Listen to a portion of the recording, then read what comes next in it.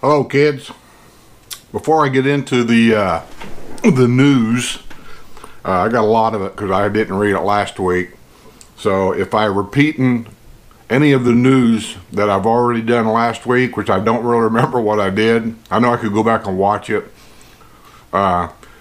Just hear it twice. That's all I got to say because I'm going to do it all.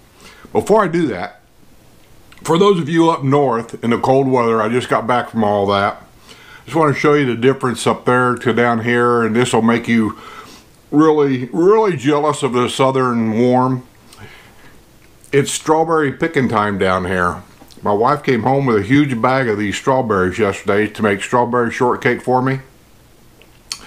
I'm not sure she's going to get that far. She's playing cards now. In our neighborhood, the ladies have cards day on Monday, and so she's playing cards, and I'm eating strawberries. They are so sweet, so juicy. Oh man, that's like about the 50th one I've ate today. I can't get enough of them. They're just great. Anyway, on with the news. Villager knocked from a golf cart in collision with car driven by Spruce Creek South woman. This happened probably about a week ago, I'm guessing. I'm going down and find some stories. A villager was transported to the village's regional hospital after she was knocked from a golf cart in a collision with a car Tuesday afternoon on the historic side of the villages. Historic side, you've heard me mention that before. That's up by Spanish Springs. That's the original part of the villages that started this whole thing. Harold Schwartz actually started all this, and he actually lived in the historical side, so he practiced what he preached. And Harold was a good guy. I met him once. It was not unusual to see Harold walking around the Spanish Springs town square at night, talking to people, shaking hands. He was a real people kind of a guy. Not like the generations that came after him, the Morris family.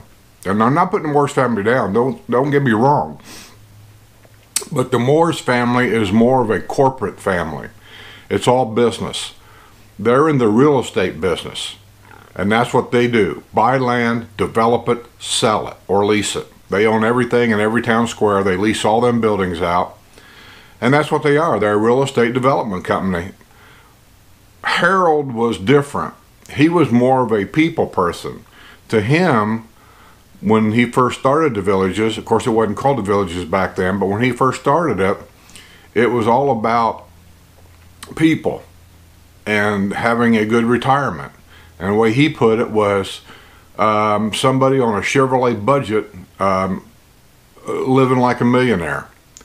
If you flew in the airports to come down here and look at the areas that he was selling, he would pick you up at the airport in a limousine and bring you up here and then take you back to that airport.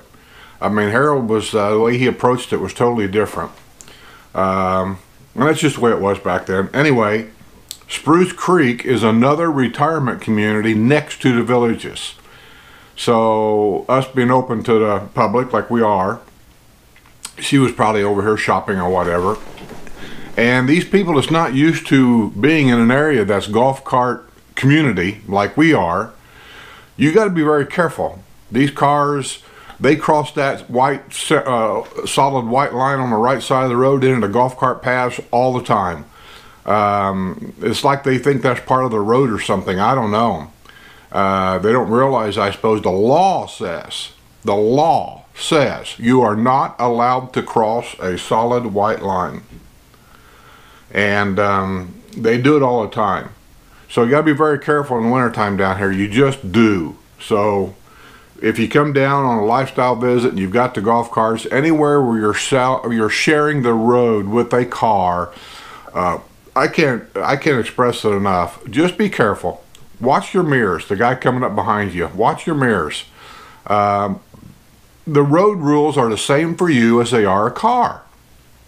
When you need to make a left turn and you're in the right lane, in a golf cart lane, you need to merge in with traffic to make that left turn. You don't make a left turn from the golf cart lane. And that's how a lot of people get hit. They just turn right in front of a car, and you just can't do that. So just use your common sense, you'll be fine. So let's go on to the next one. Wine-drinking woman arrested in Buttonwood after alleged attack on man who snatched her keys. Yeah, I read about that. She'd been drinking. She was wanting to go somewhere. It doesn't make any difference where. And the guy felt like she had had too much to drink, and so he took the keys out of her car so she couldn't go. She got aggressive. They got into a fight and an argument. Police were called. She was arrested. The guy did right. And she probably just wasn't thinking straight. So kudos to the guy that took her keys. Okay, let's see what the next story is.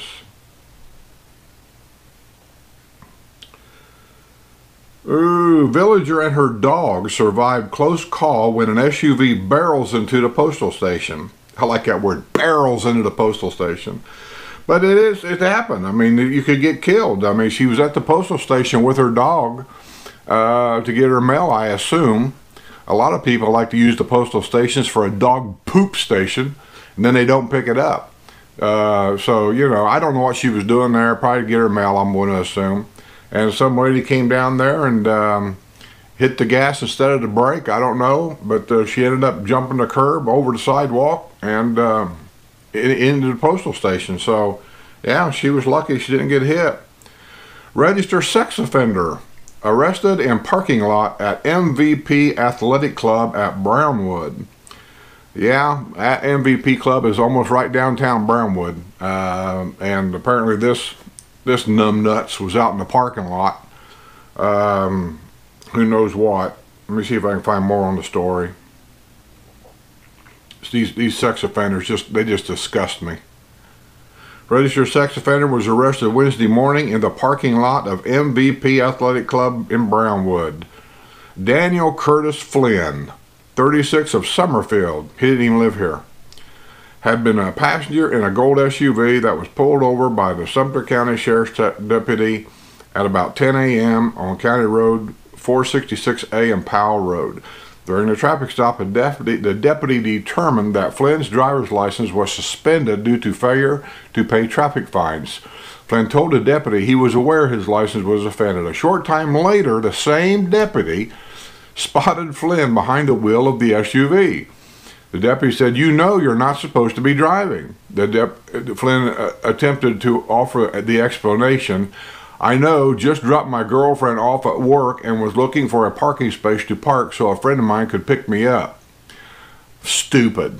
That's all I got to say. Stupid. And I don't know. I don't know what to say about some of this. Let's go on to the next one. Trees come down, burned to make way for 80,750 square foot retail center.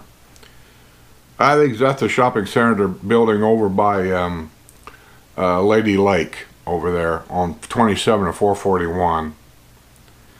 Suspect in death of villager sought after forfeiting bond in hit and run case. Yeah, this guy hit a lady. Her hobby was riding a motorcycle. He hit her and killed her.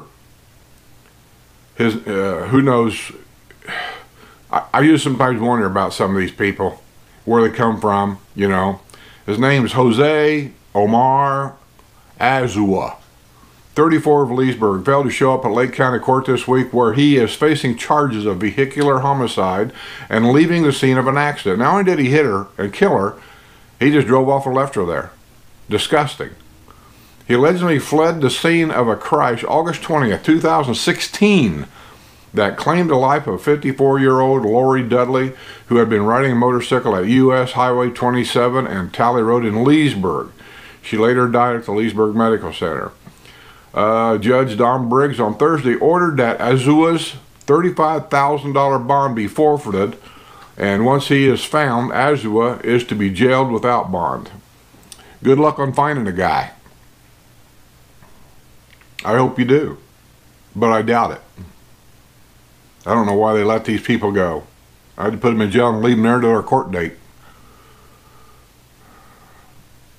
Reports suggest Wildwood could be key in avoiding future hurricane fuel shortages.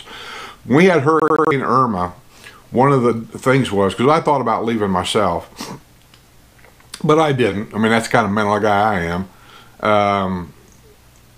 The problem was, after about a day or two of evacuation orders were set out, gas. Nobody had any. They were just out. And it got so bad that I know even here around the villages that the tanker trucks that come in to fill the underground tanks up at the gas stations, they were police escorted in, because they were afraid that people would get into riots and everything, fighting over getting gas in their cars so they could get out. And I stayed here. We hunkered down. That's an Indiana word, hunker. We hunkered down here, and I'm glad I did. I wanted to sit through a hurricane to see what damage it was.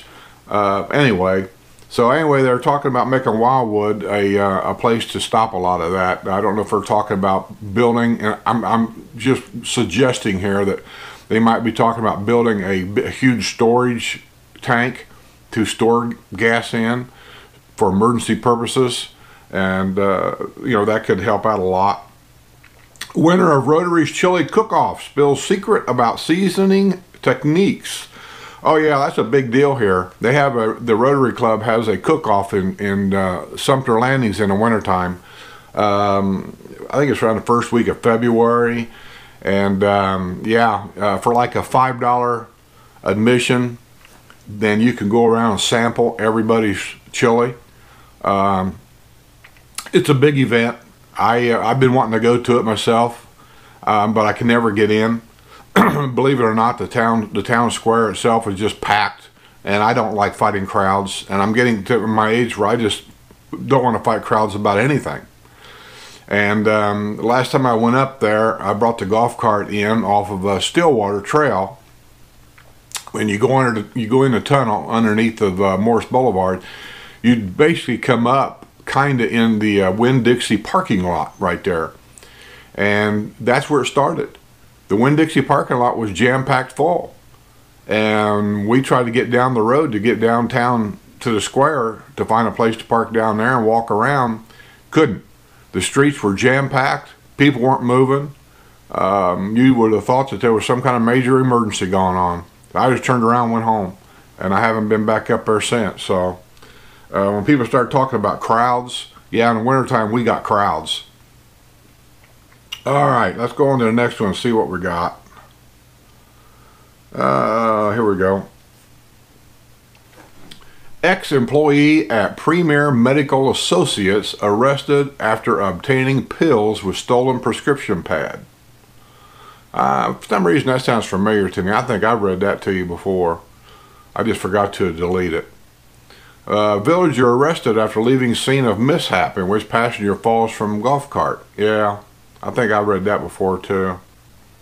We'll get rid of that. I won't go any further with that.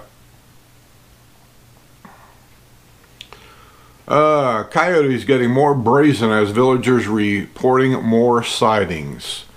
Well, the reason why, I did a little investigating on that, because Indiana's the same thing. There's more coyotes now in Indiana than I could ever remember in my lifetime.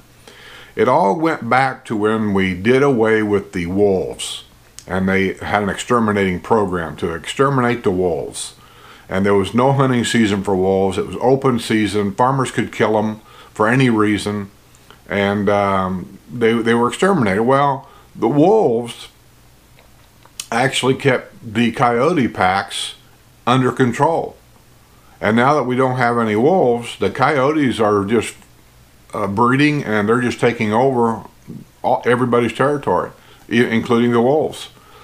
So the natural thing to do would be to introduce the wolves again to curb the population size of the coyote packs. But people aren't going to want that. They just not. I don't know what the answer is. I'll be honest with you. I feel sorry for the wildlife in this whole country because people just don't want anything to do with it. They don't like bugs. They kill them. They don't, and yet the bugs feed other animals, but we don't want bugs. We don't want, even down here, the little lizards, the geckos, people do everything they can to kill them. They don't want them. They don't want alligators down here.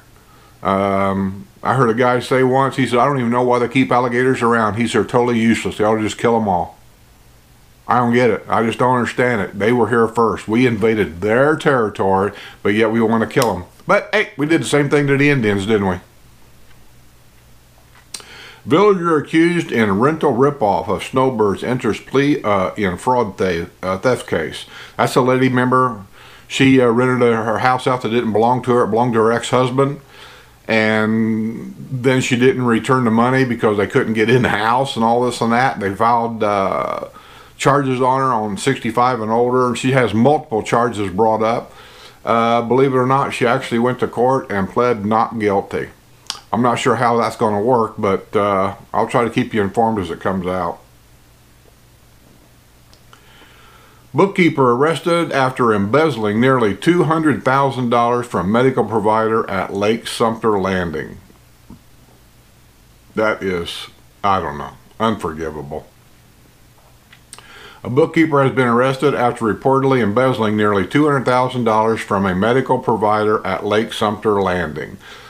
Valentina Yvonne Lavender, 63, of Lady Lake, is facing felony charges of fraud and grand theft after she allegedly diverted $198,806 into her bank account while she was working as a bookkeeper and parole administrator at Florida Musculoskeletal Institute at 910 Old Camp Road.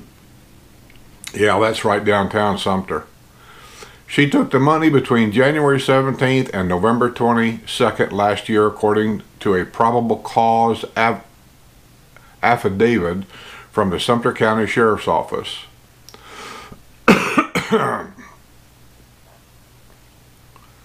Florida Musculoskeletal Institute is a comprehensive orthopedic care center offering an unparalleled range of allied health care services to people suffering from bone, muscle, and joint pain. Ooh, that's me, according to the website. I just suck it up. I remember what my coach always said whenever we was hurt. Walk it off. Just walk it off. That still sticks to me to this day. I have all these back pains and stuff. I just go walk it off. So anyway, she's free on $20,000 bond. I don't know why. I just keep her in jail until her court date. Tony Bennett gives timeless performance to a packed house at Sharon. Oh, Tony was here. Doggone it, I would love to have seen that. Tony Bennett, age is a number, time is a moment. That's good. Age is a number, time is a moment. And Tony Bennett's music transcends the past and the present. Oh, he still looks good. Bennett, 91, thrilled to pack house Wednesday at the Sharon L. Morris Performing Arts Center. This towering giant of American music more than lived up to expectations. On this night, the singer was equal to the legend. Good bless Tony. He's been around a long time. Just in case, there's a picture of him up there to Sharon. Yeah. Sharon, by the way, years ago was the church on the square at Spanish Springs. You would hear the bells go off every now and then. And over a period of time, the developers decided that they were going to take the church back and then make it into a performing arts center. So they added on to the church quite a bit.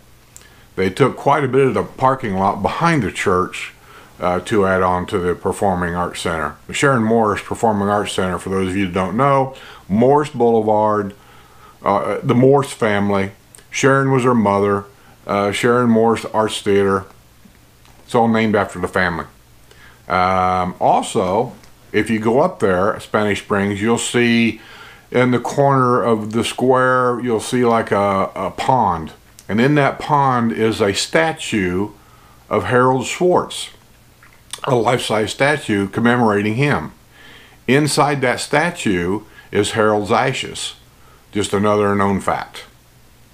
Good old Tony. Glad to see he's doing okay and he was back. 91. Wow. By the way, Willie Nelson was supposed to have been down here in February also, and I think he had to cancel his tour because he's ill. You know, Willie's not a spring chicken anymore either. Okay. Let's see, we got some more here. What is this? Come on. Villagers relieved to learn dead neighbor's house to be sold at auction. I don't know why they would do it at auction. That's that guy who passed away, and then I think they brought not charges, but they started charging the son up north for not bringing the property back into compliance because it was against the deed restrictions and all this and that. I think I reported that. He went to the CDD board and was asking for time to get things back in place, all this and that. Well, apparently he decided to put the house up for auction. So, and that's probably already taken place. Village's grandmother out $8,000 after falling for infamous grandparent scam. Some of these people, every year you read about them falling for these scams. All the time falling for these scams. Losing 20 grand. I think it was sometime last year, some lady lost like $200,000 for a scam. I'm getting to think that the family members need to really start taking control of their parents and grandparents, because dementia and things like that, there's no reason for these people to be falling for these kind of scams. We all know what they are. They put it in the letters. The sheriff puts it in a newspaper all the time. You know, don't do this, but they continue to do it. Let's see what it says. The village's grandmother is out $8,000 after falling for the infamous grandparent scam. The 74-year-old village of Country Club Hills woman had been contacted by phone February 6 by a woman claiming to be her granddaughter. She claimed she had been arrested traveling in a vehicle with $15,000 worth of marijuana, according to an incident report from the Lady Lake Police Department. The grandmother then received a call from a man identifying himself as a member of the Maine State Police. He told her to place $8,000 in cash in a magazine with other papers, place them in a manila envelope, and send it to an address in Hollywood, Florida. Now, come on. See what I mean? That is so ridiculous. Who falls for this? People, get your grandparents, get your parents. Take care of them. This is ridiculous. Nobody in their right mind would ever fall for that. It's amazing.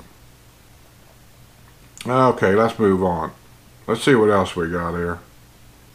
Here's another one. Okay, expenses from Hurricane Irma drive 2 villages' CDDs into the red. Yeah, I read about that. We had to pay for all kinds of cleanup, which comes out of our amenity fees, I think, or maintenance fees. I don't know what it is. And trees were down. A lot of the Spanish oak trees are down. Big cleanup when they fall down. There's a lot of lumber in an old Spanish oak tree that's got to be cut up and hauled away. And then I don't know if they replace the trees or not, but that part is a lot. The golf courses had to spend a lot of money to get the courses back into shape. Sand, they got washed away out of the sand traps. They had to, replace it. You can just imagine the money spent.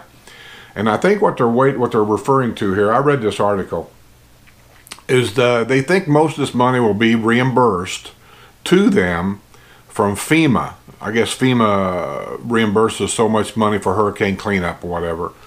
But they're saying it could be several years before they can see that money. I'm shocked that the federal government takes so long to pay their bills. I'm shocked. I'm really not.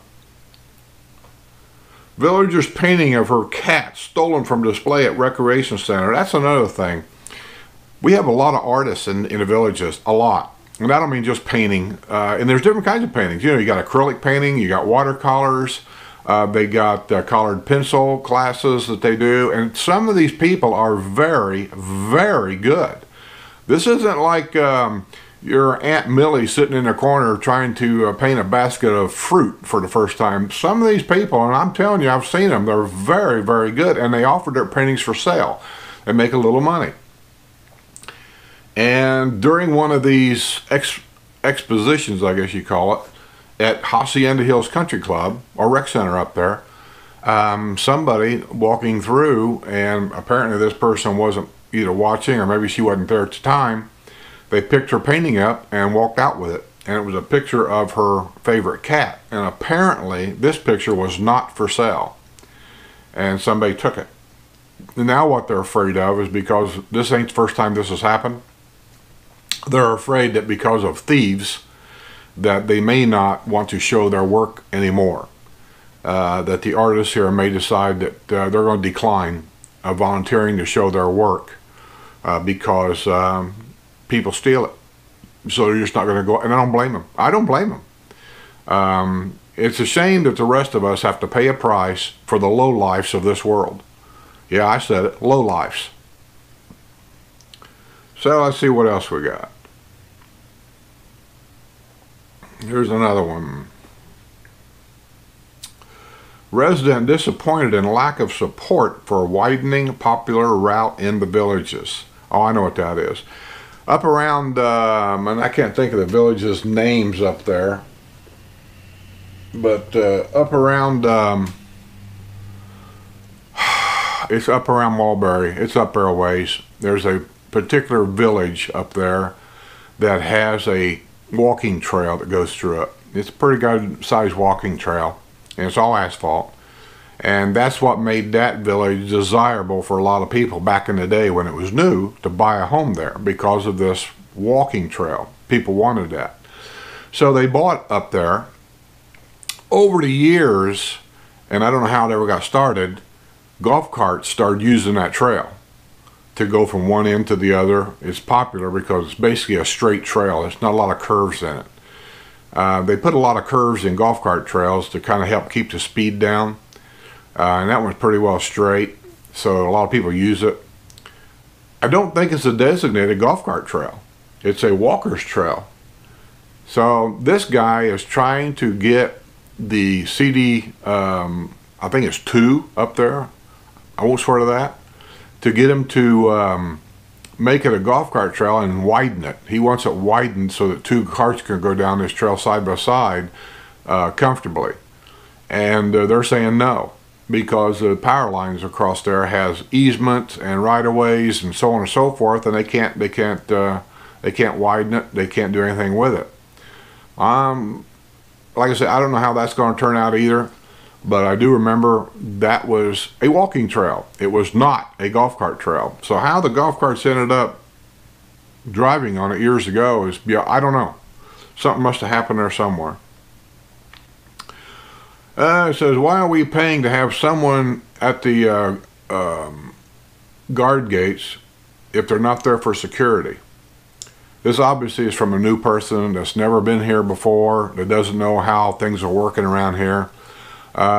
She's complaining about we're paying for guards, and it's not a gated community. Villages is not a gated community, and has never been a gated community. But working at the guard gates, like I did one time, and been through the travels myself, or the safety trainings that they do, they provide a numerous service. One is all guards at the gates are required to keep that job to be trained in respiratory emergencies, hydration emergencies. People that come in are looking to find Grandma and Grandpa's house. They need directions. In every guard shack, there is a box. And if you pull up on the visitor side and say, I am looking for, don't tell them you're looking for Grandpa Joe. He don't know who that is. I didn't know who that was. We need an address. I'm looking for 1622 Azalea Road. Hold on. He'll go back to that box under the A, and he'll look for Azalea Road and hand you a piece of paper with the exact directions from that guard shack to get to Azalea Road in that neighborhood, in that village.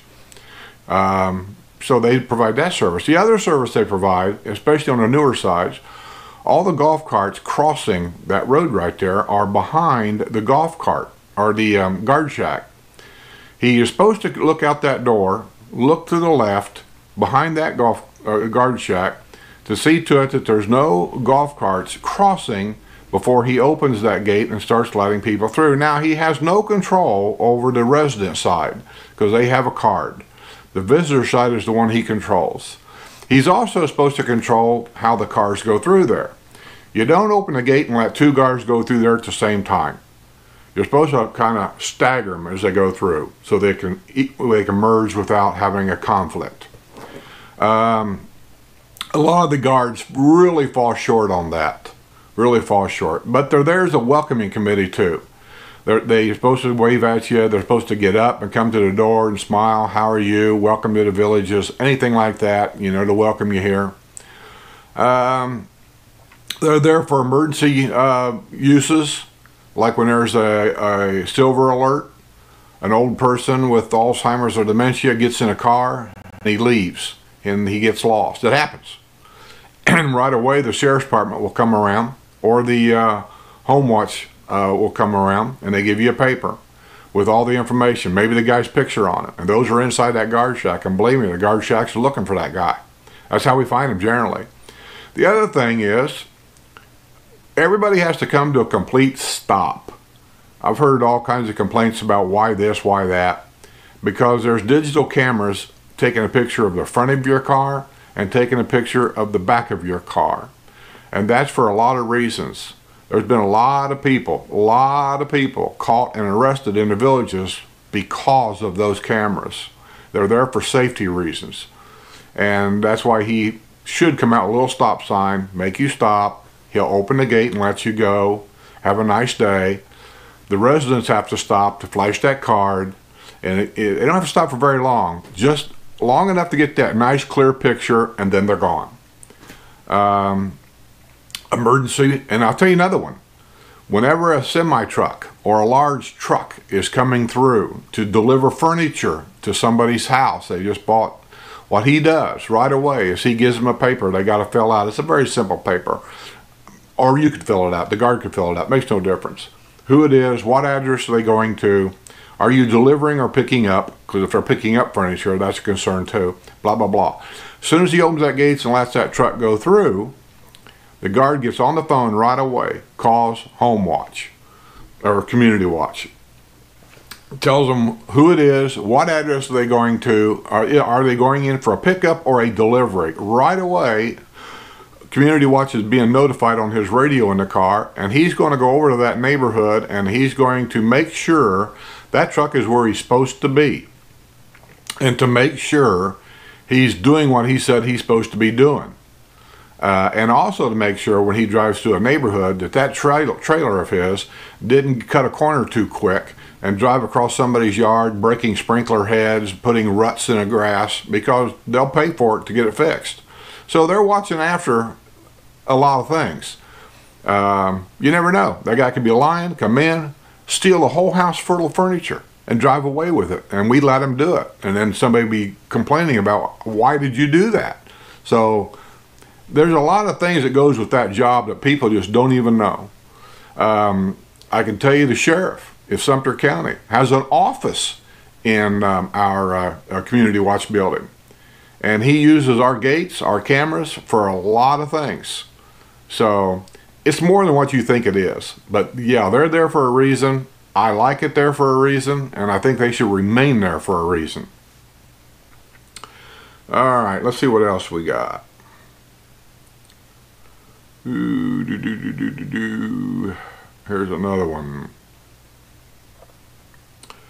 Golf carts merging with automobiles can be dangerous here in the villages. Somebody took a dash cam of golf carts merging in with traffic. I think I've been over that 100 times. Use your common sense, you'll be fine. Don't be stupid. Local golfers celebrate surprise victory at prestigious Pebble Beach Pro-Am. Good for you. Glad to hear it. Yeah, I think we're about done for for this week. Yep, that looks like about it. Okay, boys and girls, I'm going to get out of here. I know this is going to be a long one, but I tried to get everything caught up for you. Oh, another thing, Movie Pass. I got my Movie Pass. There's what it looks like, the way it comes, Movie Pass. I can get the Movie Pass app downloaded on my phone. I can use it that way, or I can use this. I can purchase tickets on the kiosk with it, and so on and so forth. $9.95 a month, I think it is. And I'm allowed to go see as many as one movie per day for the whole month. Obviously, they don't make a movie per day for the whole month, but I think we'll be okay. If you go to the movie once a month, it may not be worth it to you. But if you go to the movies regularly, like say 2 or 3 times a month, you go to the movies, you'll save money with it.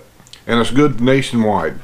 I haven't checked out every place it's good at, but according to the letters and things I've read, it's good nationwide. But I know it's good here in the villages. That's all I really care about.